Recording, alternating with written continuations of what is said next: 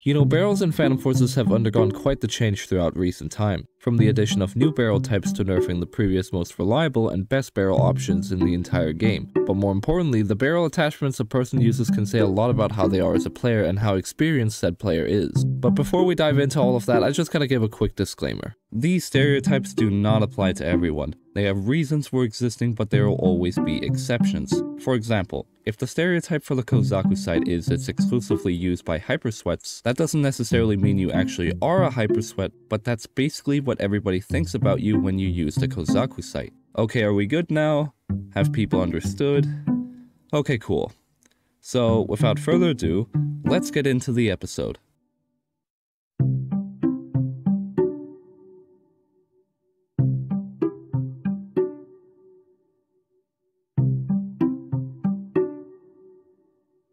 You know, back in the day, the flash hider was quite literally useless, because there was literally a setting that disabled gun flashes. But since then, that has been removed, and this barrel attachment finally saw some use again among low-ranked players or that one person who just can't handle muzzle flashes whatsoever. These two attachments are almost too broad to cover since everyone and their mother has and still uses this to this day. But besides every tryhard that obviously uses these, one thing I do notice is what grips these two are commonly associated with. You almost always see the Compensator used with the folding grip and the Muzzle Brake with the stubby grip. It's always those two core combinations. You almost never see anybody running Compensator stubby or Muzzle Brake folding unless the gun they're using is very recoil specific like the K1A or literally any gun with high camera recoil.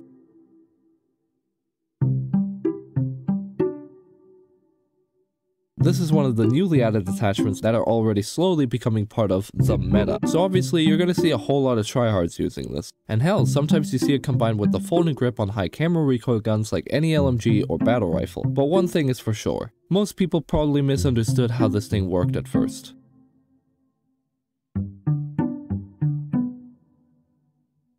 You know, I'm surprised how little I see the X-Ring used. It's basically the pistol grip, but it doesn't lower aim speed. But with that said, if you see an X-Ring user, they are most likely using some sort of HK.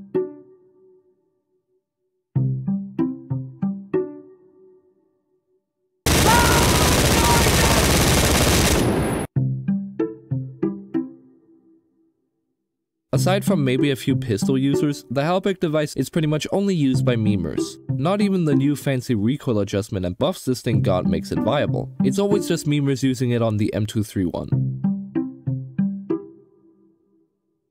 Despite what this attachment does, you surprisingly only see it on high RPM guns. This is because the Muzzle Booster increases RPM by % based on your gun's fire rate, meaning low RPM guns like the M3A1 that actually need an RPM boost barely gain anything from the Muzzle Booster. So most of the time, people just use this to boost guns up to that clean 1000 RPM.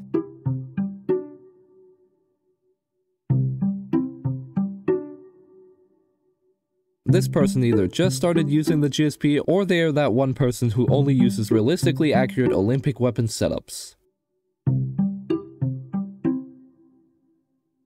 Suppressors. If you like suppressors, then you like your gun to sound very satisfying, which means you also probably like to use the Honey Badger, or you're just a low-ranked beta that puts suppressors on everything because you have no idea how attachments work in this game. But I've also heard that there's some people that use suppressors to make their gun look or feel more tactile, which is pretty understandable. But then there's also the people that understand the new rework to all the suppressors in the game, and they understand that they are OP now. And if you're one of those people, then you're my savior. People who use integral suppressors on guns that have it available have a 50-50 chance of being a new player or an absolute god. Seriously, some integral suppressor users are terrifyingly good at the game. Either that, or they're just trying to convert whatever gun they're using into the classic Oscar Badger. Hey guys, welcome back to another epic Phantom Forces ASMR. Today we're playing Metro Golf. If you're wondering about the audio, this isn't edited, by the way. This is just how quiet the gun sounds are. I hope you guys will enjoy this ASMR right here. You know, it's a little bit more focused on being quiet this time around. So, you know, just for that chill, Phantom Forces experience, I wouldn't want to be, I wouldn't want to blast you guys with loud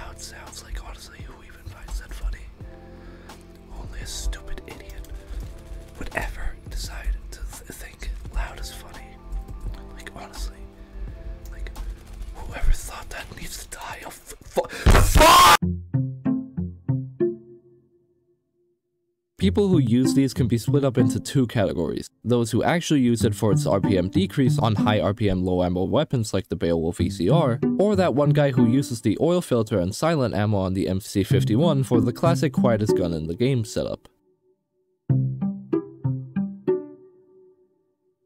So this one's really short, but that's because you can't really go wrong with a Sionics Suppressor MAC-10 user, because these people have basically mastered the MAC-10 and are an absolute menace to fight, although you usually only see these people on either Metro or Bazaar.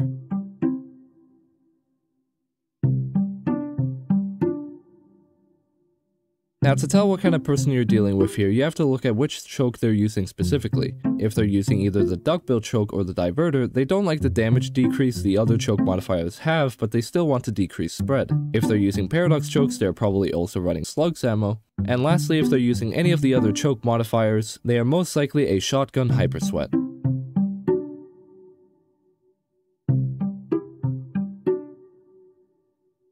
Let's be honest, if you use the E-gun, you pre-bought the improved coil and completely ignored the cheap coil altogether.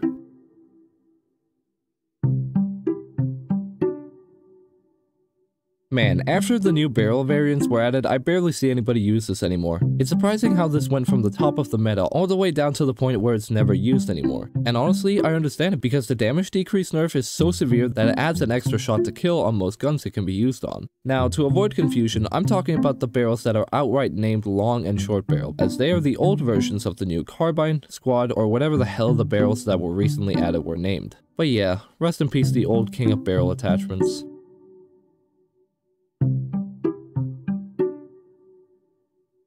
Now this is the new long barrel I was talking about in the previous segment. These barrels are now top of the meta with their stat modifiers like increasing penetration and both damage ranges at the same time. So like the Kozaku site, these attachments have instantly become the new meta and as a result will be heavily used by tryhards and hypersweats alike. Also now pretty much every sniper main uses the new heavy barrel if their sniper rifle has it available.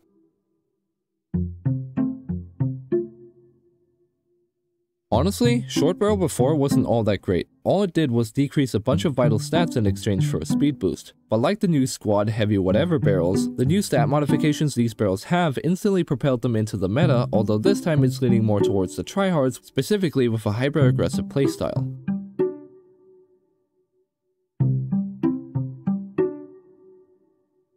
The extended barrel is used by competent deagle users. These people often have a more long-range focused deagle setup and are also most likely fans of Dini and Ryder. You can't really go wrong with these people and honestly, they're pretty chill. Now this is basically the exaggerated version of the extended barrel stereotype. These people have spent all of their credits on pre-buying long-range focus attachments on the XIX, such as the Leopold scope, the stock, and of course, the police barrel, and will obviously try to use this at pretty much every opportunity. Either that, or they're just running a police loadout featuring the same XIX setup I mentioned before, minus maybe the scope, some sort of MP5, and of course, the nightstick.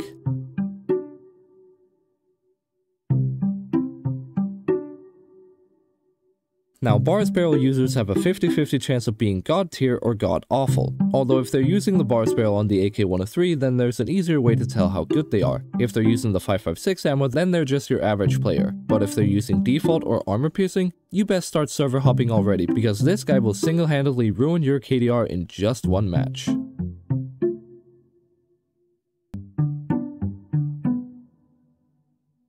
So there are two types of people who use this. Those who just unlocked the TAR and have no idea what to use on it, or those few people who use this unironically alongside either regular ammo or duplex for the damage buff.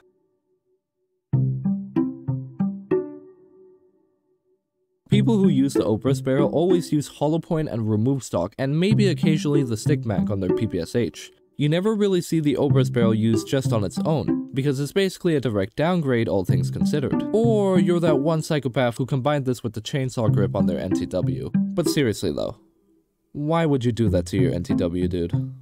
Just why?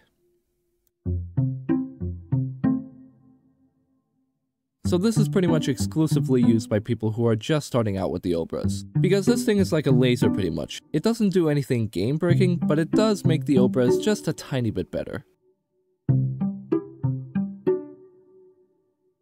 So before Paradox Choke was added, this was the go-to attachment to use for Slugs KSG. but since then has been kinda left behind in the dust, as it's not that particularly good on its own. So if you see somebody using the KSG25 barrel, they probably just pre-bought it thinking it decreased spread alongside having a bigger magazine.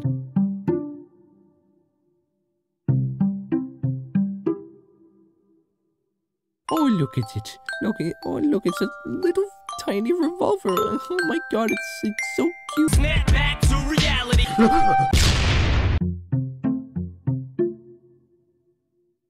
As you can probably guess by the name, these people use this for CQC quickscoping, but the thing is, they are total pub stompers. Like, you don't think much of them until your entire team starts getting ripped apart one by one. Although sometimes people just use this to make a baby sniper for the memes. And speaking of memes, there's also just like that one guy who pre-bought this alongside Dust Shot on one of the 50 BMGs, and it's just a total meme lord. And that was all the stereotypes I had for you guys this time around. Next up is the underbarrel segment, so if you have any stereotypes, make sure to comment them down below or join my Discord server where we have a chat specifically for stereotype suggestions. But yeah, that's pretty much everything I had for you guys this time around, so don't forget to like and subscribe and make sure to turn on notifications so you don't miss the next episode. But until next time, peace.